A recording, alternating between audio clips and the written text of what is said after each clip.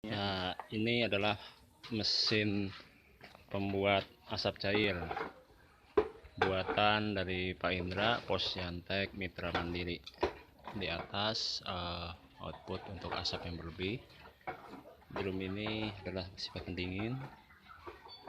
Nah, di sini di bagian bawah drum ini output asap cairnya. Nah, kita lihat dia berasap. Nah, ini pipa pendingin.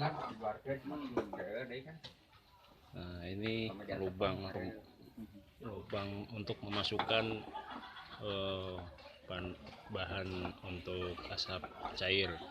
Dalam kesempatan ini bahannya adalah limbah dari sisa eceng gondok.